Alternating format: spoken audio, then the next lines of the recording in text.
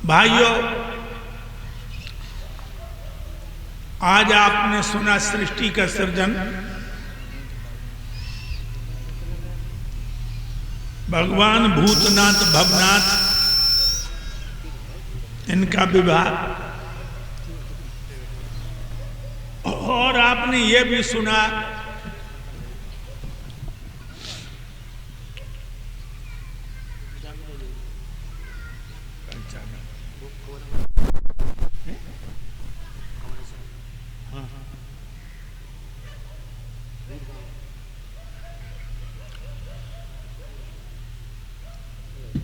ब्रह्मा जी ने सृष्टि का सृजन किया।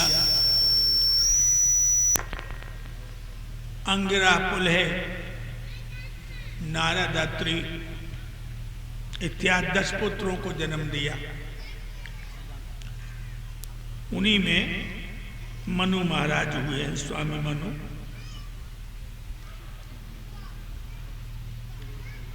स्वामी मनु के 2 पुत्र हुए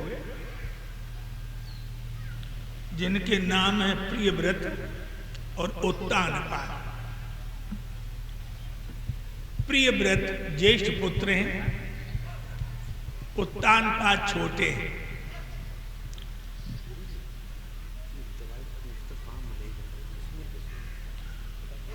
जो लोग जोड़ों के दर्द की दवा चाहते हैं, बड़ी गारंटी की दवा है, और श्वास की दवा,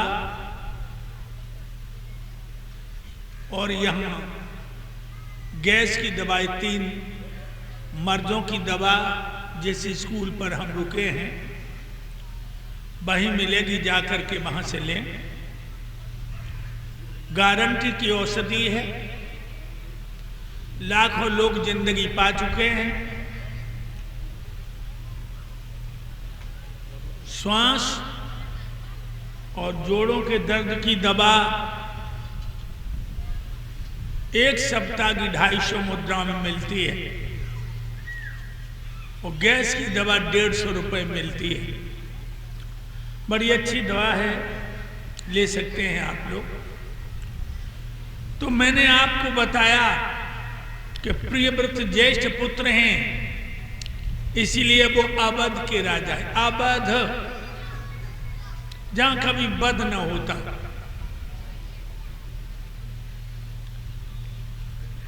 प्रिय व्रत, प्रिय माने प्यारा और व्रत माने संकल्प। वैसे ये हमारी बहना जो सामने बैठी हैं, ये व्रत बहुत रखती हैं, लेकिन ये व्रत का अर्थ नहीं जानती।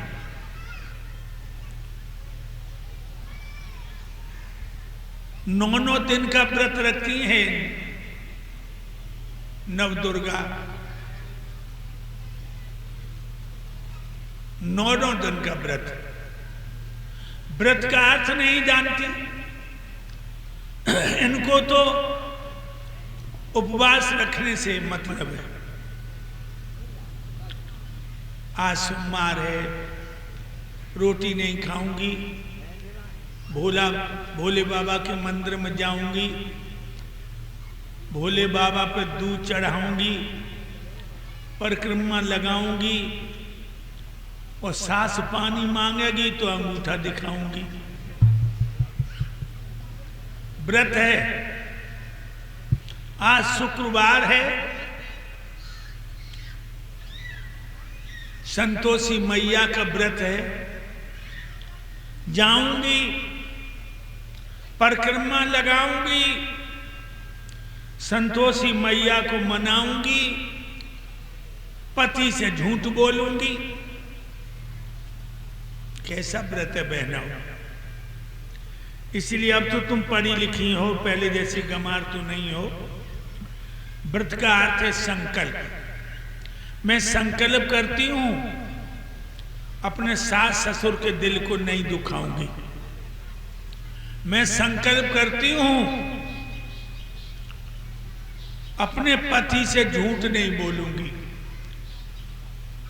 मैं व्रत करती हूं अपने पति को छोड़ करके पराये पुरुष को पिता के समान, भैया के समान, बेटा के समान देखूंगी। मैं व्रत करती हूं, पड़ोसन की कभी बुराई नहीं करूंगी। बहनाओ, व्रत इसे कहते हैं। इसलिए तुम भी यहां जो कथा सुनने आई हो, प्रिय व्रत बनो। और तुम जो बैठे हुए मूछन में मुस्कुरा रहे हो, तुम भी प्रिय व्रत बनो। आज संकल्प करो, मैं दारू नहीं पीऊंगा। संकल्प करो, ब्याज पे ब्याज धर के गरीब के बच्चे नहीं भटकाऊंगा। संकल्प करो, अपने से कमजोर को नहीं सताऊंगा। संकल्प करो, अपनी पत्नी को पैर की जूती नहीं समझूंगा, घर की लक्ष्मी समझूंगा। संकल्प करो, अपनी पत्नी को छोड़ करके पराई औरत को मां के समान, बहन के समान, बेटी के समान देखो। भाइयों, कथा सुनने आए, ढोल मंजीरा ये कुछ नहीं। जीवन का कल्याण चाहते हो तो कुछ बनो। राजा प्रियव्रत धर्म पारायण नपर थे। एक दिन जंगल में शिकार को चले।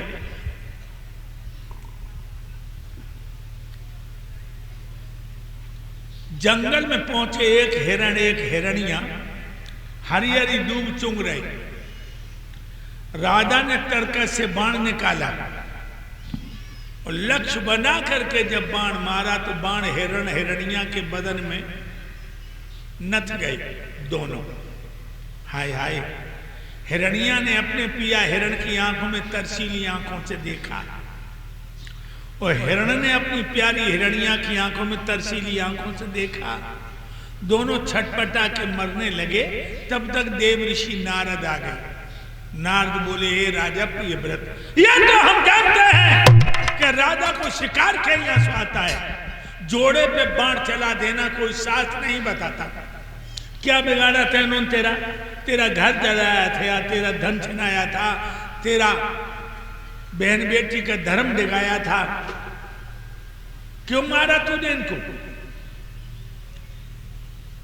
अरे जो जिंदगी तू वापस नहीं कर सकता, वो लेने का अधिकारी कब है? भाइयों, और ये बिल्कुल सच है। कभी भी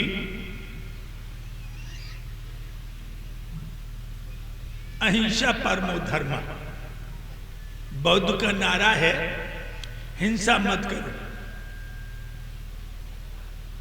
और जानते हो लोगों, पाप कौन करता है?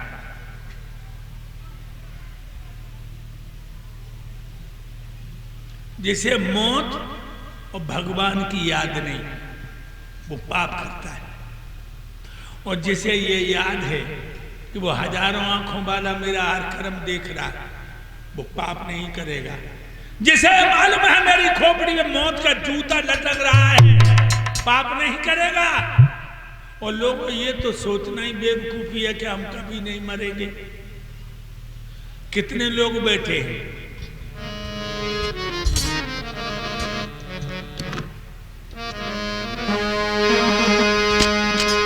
जब बटसुआ में हजारों का मेला जुड़ा, मेला जुड़ा, हंस जब जब उड़ा तब अकेला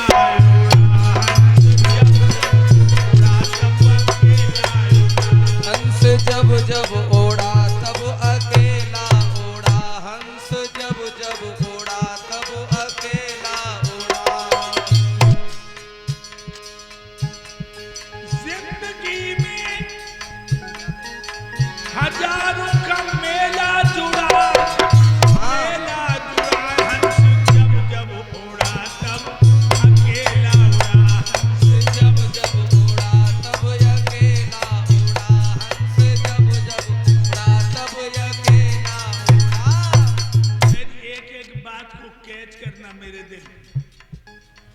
स्वर्ग ध्वजा फहराने वाले उसी घाट पे आए और स्वर्ण भस्म के खाने वाले उसी घाट पर आए। दाने पीने चबाने वाले उसी घाट पर आए और बिना कफन मर जाने वाले उसी घाट पर। बिना कफन मर जाने वाले उसी घाट पर आए। बिना कफन मर जाने वाले उसी घाट पर आए। लखपति के संग अधेला जुआ हंस जब जब उड़ा तब अकेला उड़ा हंस जब जब उड़ा तब अकेला हंस जब जब उड़ा तब अकेला। स्वर्ग ध्वजा फहराने वाले उसी घाट पे आए, स्वर्ण भस्म के खाने वाले उसी घाट पर आए, दाने बीन चबाने वाले उसी घाट पर आए और बिना कफन मर जाने वाले उसी घाट पर आए। एक ही घाट है लोगों, याद रखना। एक महात्मा जी भजन कर रहे, सर्दियों को टाइम, कांपत जाए और माला घुमा जाए, तो लो हमारे श्याम सिंह भैया जैसे निकले, महात्मा को कांपत बहुत देखो। उन्होंने एक कम्बल लिया, वो महात्मा पे फेंक दिया। महात्मा कम्बल ओढ़ के भजन करने लगो। हाय तो लोग चोर चलो आओ, बन कम्बल में झटका मारो और कम्बल लेके भाग दो। महात्मा बस चोर के पीछे पड़ गए। सारे तो ये छोड़े ही ना है, सारे तो कम जाइए तो छोड़े ही ना है। चोर गांव में घुस गो, महात्मा मरघट में आके बैठ गो। कान लगो सारे तो छोड़े ही ना है। एक सज्जन बोले, बाबा जी चोर तो गांव में कम्बल लेके चलोगो और तुम मरघट में बैठे कह रहे छोड़े ही ना है। महात्मा कान लगो, कहूं जाए एक दिन ही जरूर आए। कहूं जाए एक दिन यहां जरूर आएगा। ये उसका सच्चा एड्रेस है। हमारा आपका सच्चा एड्रेस है मरघट। कहूं जाइयो एक दिन हुमन जरूर चलना है। आज उसी समय राजा प्रियव्रत को वैराग्य हो गया देवऋषि नारद के उपदेशों से। श्री सुखदेव जी बोले, हे राजा परीक्षित, घर आया, अपने आनंद उत्तानपाद को अयोध्या का अभिषेक किया अपने हाथों से और भजन करने को चले गए। महाराज उत्तानपाद अयोध्या के राजा बन गए। उनकी प्राण प्यारी दुल्हन का नाम था सुनीति और भक्तों सुनीति पतिव्रता थी। पहला नियम था सुबह जगती थी, दिनचर्या से पहले अपने पति के पैर छूती थी, पति के दर्शन करती थी। घर में हजारों नौकरानी हजारों बानी, पति को भूख लगे तो कभी रसोई से ना कह के और तू भोजन अच्छे बना, स्वयं अपने हाथों से भोजन बनाए, अपने पिया को जिमाए। घर में हजारों नौकरानी, पति को प्यास लगे तो नौकरानी थे ना कह के और तू पानी लाइए, खुद पानी को भागे। पतिव्रता थी। सुबह उठती थी, सबसे पहले पति के दर्शन करती थी, पति के पैर छूती थी। अच्छा, तुम इतनी भागवत सुनबे को आई हो, हाथ उठा सवेरे को अपने पति के पांव छुअते।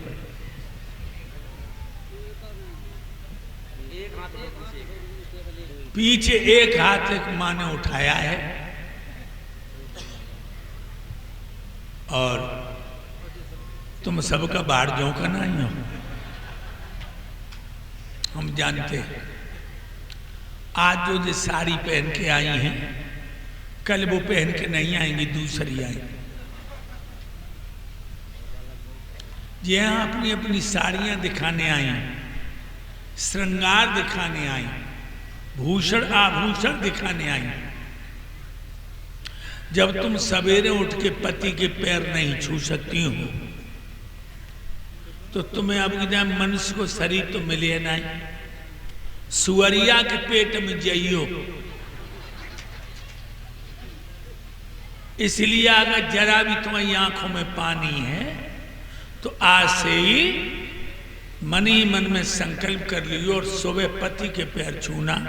अनसुईया, दमयंती, सीता, सावित्री, इनने कहू मंदिरन में जाके पत्थर में खोपड़ी ना मारी। इन्होंने पति में ही परमेश्वर को देखा, लेकिन जब पति के पैर ना छुए वो भूतन वाले भगत आ जाए, ये खोपड़ी पान से रख दी। हमने देखा है मंदिरों में जाती सतिया धरे आती, अब कि ना बहू की गोदम बच्चा आ जाए फिर आऊंगी, यानी पत्थरों से कहती हैं बहनाओ।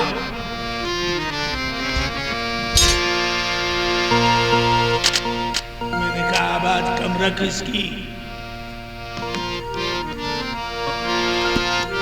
पत्थर पूजे लला मिले तो न खाली रहती मही नहीं, और कोसे से नर मर जाते तो नंगर बसते। अरे नंगर बसते कहीं न भाइयों, नंगर बसते कहीं नहीं, कोसे से नर मर जाते तो नंगर बसते कहीं नहीं। पत्थर पूजे पूत मिले तो खाली रहती मई नहीं, कोसे से नर मर जाते, हाँ कोसे से नर मर जाते तो नंगर बसते कहीं नहीं। एक एक बात दिमाग में रखना, गंगा नहाए से पाप करते हो तो खून नहीं नहा सकता है।